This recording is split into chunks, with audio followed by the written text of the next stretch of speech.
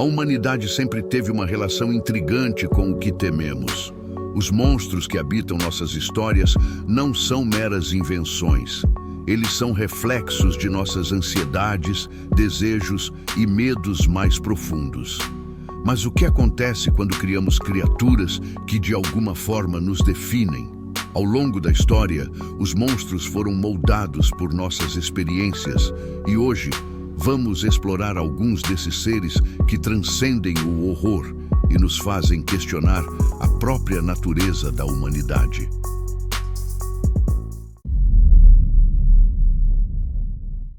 O demônio, como o conhecemos, não sempre foi uma figura de medo. Originado do grego daimon, que se referia a espíritos ou divindades, o demônio evoluiu, especialmente com a ascensão do cristianismo. O que antes era uma representação do espírito humano tornou-se sinônimo de tudo que é maligno.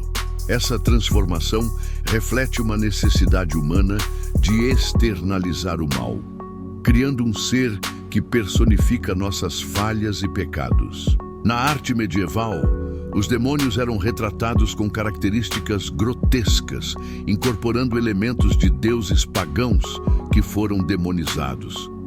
Essa figura tornou-se um espelho para os medos coletivos, representando não apenas o mal, mas as partes de nós mesmos que tememos enfrentar.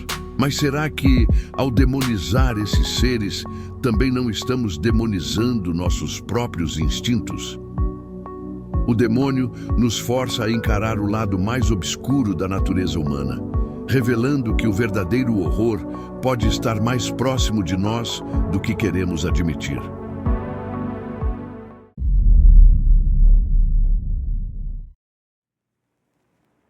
O zumbi, por sua vez, tem raízes na cultura haitiana, onde é visto como um corpo reanimado por um feiticeiro.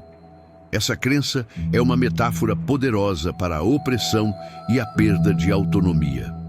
Os zumbis são frequentemente vistos como um reflexo do medo, da perda de identidade e de controle, que ressoam fortemente em tempos de crise social.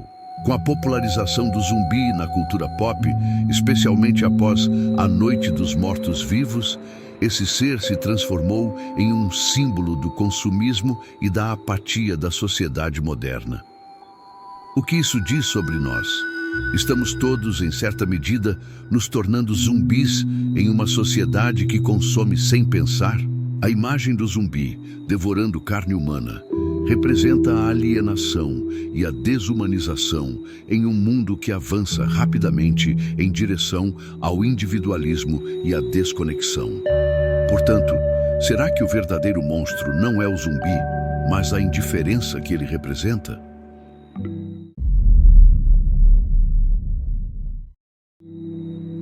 Os vampiros são criaturas que seduzem e aterrorizam, com sua origem profundamente ligada a mitos antigos. A figura do vampiro moderno, popularizada por Bram Stoker, é uma amálgama de lendas de várias culturas que falam de seres que se alimentam de sangue. Mas o que realmente representa o vampiro? Ele é a personificação do desejo e da intimidade, mas também do medo da morte e da perda de controle. A sedução do vampiro é irresistível, e seu ato de morder é uma metáfora para a vulnerabilidade humana.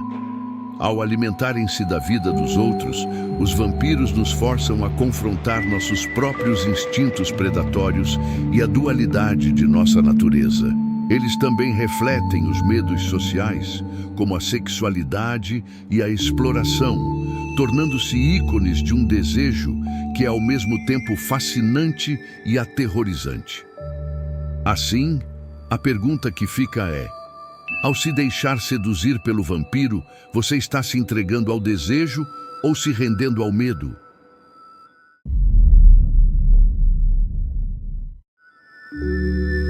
A figura da morte, frequentemente personificada como um ceifador, é um dos monstros mais antigos da humanidade. Essa representação é uma forma de lidar com um dos maiores medos da existência: a mortalidade. A morte não é apenas um fim, mas um lembrete constante de que a vida é efêmera. Ao dar forma a essa entidade, criamos um espaço para refletir sobre nossas vidas e o que significa realmente viver. A morte se torna um símbolo do que todos temos em comum, e sua presença nas histórias serve para nos lembrar de que, em última análise, todos estamos à mercê do tempo. E se, ao invés de temer a morte, começássemos a vê-la como uma aliada? Ela nos lembra da urgência de viver plenamente e de valorizar cada momento, questionando se, de fato, temos controle sobre nosso destino.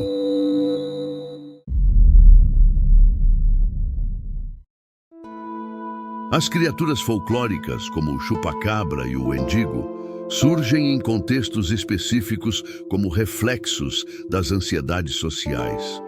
O chupacabra, por exemplo, pode ser visto como uma manifestação do medo da escassez e da insegurança, enquanto o wendigo simboliza a fome e a perda de controle diante do desespero. Essas lendas, criadas a partir de experiências coletivas e contextos sociais, revelam a maneira como a humanidade tenta dar sentido ao desconhecido. Elas são um lembrete de que, embora possamos tentar racionalizar o mundo à nossa volta, o medo muitas vezes nos leva a criar monstros que não podem ser explicados. Ao confrontar essas criaturas, estamos, na verdade, confrontando nossas próprias ansiedades e o que elas dizem sobre a sociedade em que vivemos.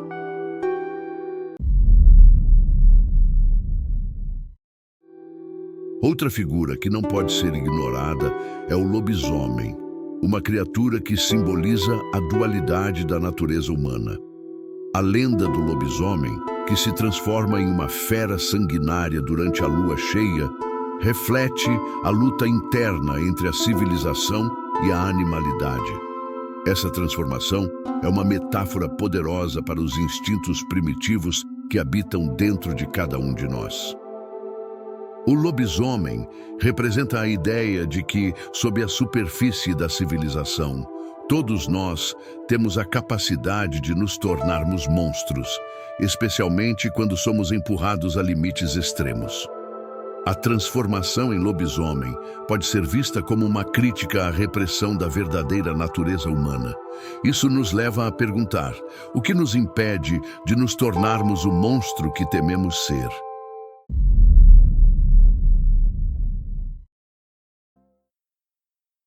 Uma das criaturas mais icônicas da literatura de terror é o monstro de Frankenstein, criado pelo Dr. Victor Frankenstein.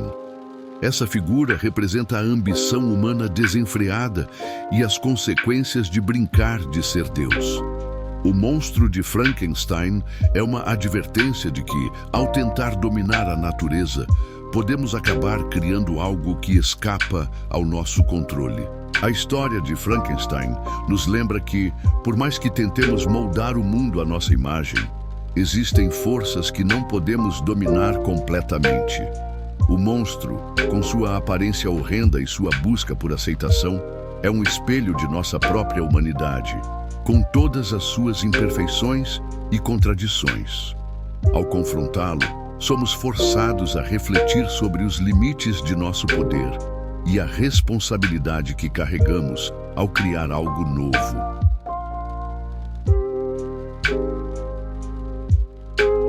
Os monstros que criamos não são apenas figuras de terror. Eles são reflexos de quem somos e do que tememos. Cada um deles representa um aspecto da condição humana, uma luta constante entre nossos instintos e a civilização. A verdade é que, ao criar esses seres, estamos, na realidade, explorando as partes mais sombrias de nossas próprias almas. Esses monstros nos convidam a confrontar não apenas nossos medos, mas também nossas falhas e os dilemas morais que enfrentamos. Se os demônios representam nossas fraquezas, os zumbis refletem nossa alienação e os vampiros, nossa sedução pelo desejo. Ao fazermos isso, somos forçados a questionar o que significa ser humano e até que ponto nossas criações podem refletir as verdades inconfessáveis que habitam em nosso interior. A origem dos monstros da atualidade nos mostra que eles não são apenas invenções da ficção, mas sim produtos de nossa psique coletiva. Eles nos dizem mais sobre nós mesmos do que estamos dispostos a admitir. Ao explorar essas figuras sombrias, somos confrontados com a realidade de que os verdadeiros monstros podem não estar escondidos nas sombras, mas, sim, dentro de nós mesmos. E ao continuarmos a contar essas histórias, fica a pergunta: ao olharmos para esses monstros, estamos realmente tentando compreendê-los? Ou, na verdade, estamos apenas tentando entender a nós mesmos? O que os monstros nos revelam sobre a fragilidade da nossa existência e a complexidade da natureza humana? Ao invés de temê-los, talvez devêssemos nos perguntar: o que esses monstros têm a nos ensinar sobre a vida que levamos e as sombras que carregamos dentro de nós?